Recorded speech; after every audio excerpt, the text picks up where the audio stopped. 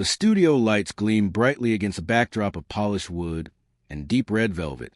The clock marked the start of the hour, and the audience still buzzed from the band's lively jazz intro as the host leaned toward his microphone with that familiar half-grin that always hinted at mischief. "Tonight," he began, voice smooth but edged with playfulness, "we got someone who never hesitates to tell the world how it should be. So naturally, we're bound to disagree about everything. Please welcome Jane Fonda."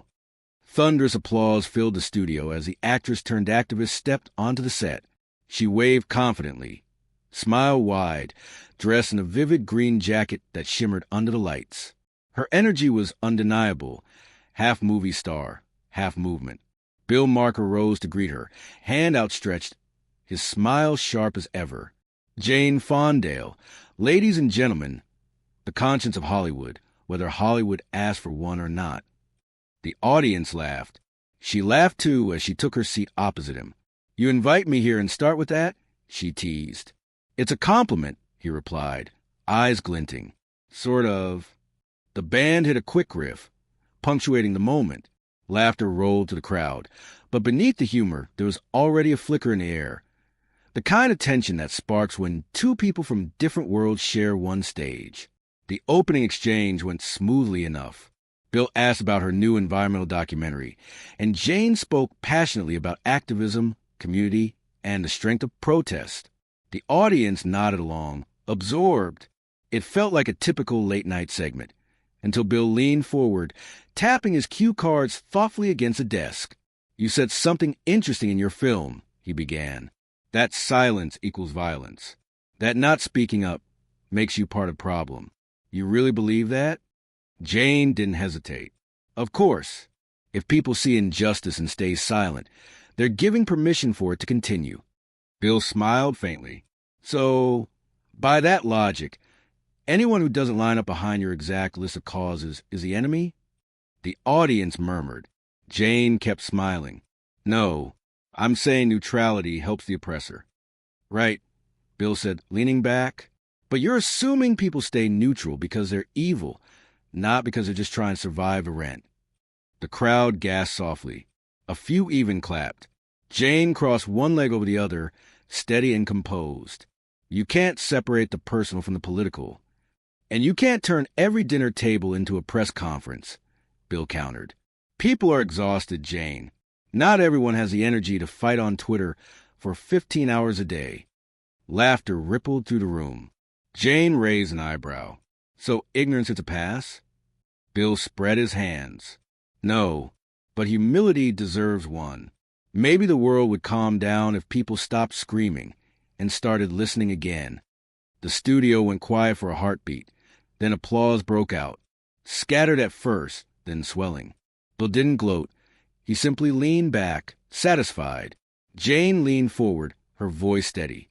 "Listening is fine," she said, "but it doesn't change anything. Neither does outrage without action." Bill shot back. "You post, you shout, you trend for a day, and then what? Did the planet heal? Did the poor suddenly get health care? No. People just got dopamine and moved on." The audience roared, cheers, claps, a few whoops in the back rows. Jane studied him, chin lifted. "You really think cynicism fixes anything?" Bill chuckled. "No, but it keeps me sane." Laughter rolled through the studio again. The red light above the camera blinked as the floor manager signaled for a break, but no one wanted to cut. The conversation had escaped its script. It was raw, unpredictable, magnetic. Jane tilted her head. "Cynicism is just fear dressed as wisdom." Bill pointed at her, impressed. "Good line. Wrong diagnosis. I'm not afraid of change. I'm afraid of mobs pretending they are change." The band struck a quick cymbal tap. The audience cheered again. For a moment, it felt like a boxing match. Her calm idealism versus his relentless logic. Two philosophies trading punches under studio lights. She smiled unshaken. "You make it sound like people wanting justice are a mob." He smiled right back. "When justice turns into performance, it becomes theater, and I already have enough actors on my show." Laughter exploded. Even Jane laughed, shaking her head. "You're impossible." "Not impossible, Bill said, just allergic to slogans. The floor director finally waved them to commercial. Bill turned toward the camera. Stick around. Folks, when we come back, we'll see if Jane Fonda can convince me to save the world before my next coffee break. The band launched into music as the audience clapped and cheered. Beneath the applause, there was electricity, a sense that this wasn't over. The real conversation was waiting just beyond the break. The music faded. The red light blinked back on. The audience hushed, ready for round two. Bill shuffled his cards theatrically. We're back with Jane Fonda, he announced, who says the world could be saved if we all yell at once. Jane laughed. Not yell, organize. Same decibel level. Bill quipped. The crowd laughed again, the tension cracking, then tightening once more as Jane leaned forward. You joke, but people are suffering. You can't joke your way out of that. I'm not joking about it, he said, tone steady. I'm joking so people can hear it. There's a difference. The front row burst into applause. Jane held up a hand. Comedy doesn't change systems. Maybe not, Bill replied, but it keeps us sane while the systems change slower than a DMV line. Laughter rippled through the crowd again. Jane smiled but didn't yield. You think laughing at the problem is enough? No, he said, but it's better than pretending outrage is action. That line stopped the room. Even the camera operator whispered, Wow.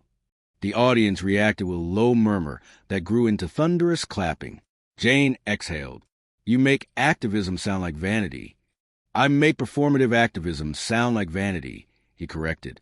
There's a difference between marching for justice and hashtagging for followers.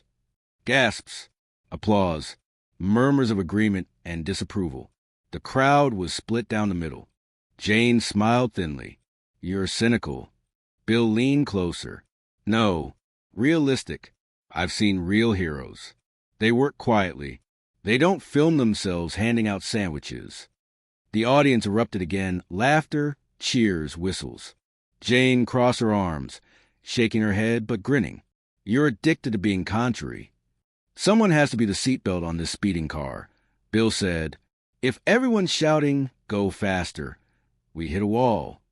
The applause came louder this time. The guitars hit a quick riff, accenting the moment like a punchline. Jane tried a new angle. You act like caring is a crime. Bill spread his hands. Caring is beautiful, but moral superiority? That's just ego in a halo. The audience howled, half shocked, half thrilled. The energy was electric now. Every line hit like a cymbal crash. Every pause calculated by instinct. Jane laughed, shaking her head. You'll never change. He smiled. And yet, somehow, people still tune in, hoping I will. The crowd broke into laughter again, a standing ripple ending in cheers. As the brake light flashed, Bill gestured toward it. We'll be right back. Jane's going to try to save my soul during the commercials. The audience roared. She threw up her hands, laughing. That'll take more than a commercial break. The camera faded out on their smiles. By dawn the next morning, the clip had detonated across social media. Editors titled it Comedy Meets Activism. Who won? Millions replayed the moment when Bill said, Outrage is an action. It turned into a meme overnight, captioned beneath reaction GIFs, quoted on mugs, and echoed across late-night feeds. One corner of the internet hailed it as a masterclass in civil disagreement. Another corner accused it of being too safe. Activists wrote long threads dissecting every word, while commentators praised how both had stayed sharp, articulate, and respectful even while sparring. This, one columnist wrote, is what public discourse used to look like. Two people disagreeing without self-destructing. Inside the network offices, the analytics board glowed red with numbers that looked almost unreal. Replay counts were breaking records. Advertising slots for the next broadcast doubled in price overnight.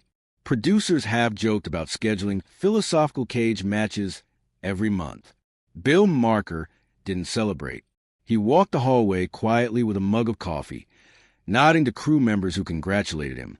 The applause still felt too loud. Jane's final words echoed in his mind. Caring isn't vanity. They stayed longer than the laughter. That evening, a follow-up panel aired. Commentators appeared in three little boxes on screen, debating what the exchange had meant. A culture critic called it the night honesty became entertainment. A younger influencer countered, saying Bill was too smug. A retired journalist smiled faintly. At least we're talking about ideas again instead of outfits. The clip rolled again behind them, replaying the same 5-minute stretch where argument became revelation. Every replay made the same point. Disagreement could be captivating if people stayed calm long enough to finish a sentence. Meanwhile, Jane Fonda began her own media circuit. On a morning podcast, she spoke with her usual poise. "I didn't lose that debate," she said. "I think we both won. He got his laughs. I got my message out." Listeners flooded the comment section, calling it the healthiest ego check on TV. Bill saw the quote later that day and smiled. He called his producer. "Book her again next season," he said. "You sure?" the producer asked. "It could feel like a rematch." "Good," Bill replied. "People like sequels." Across town, universities began requesting permission to use the episode in communication courses. One professor wrote, "Students respond sincerity. They can tell when disagreement is real."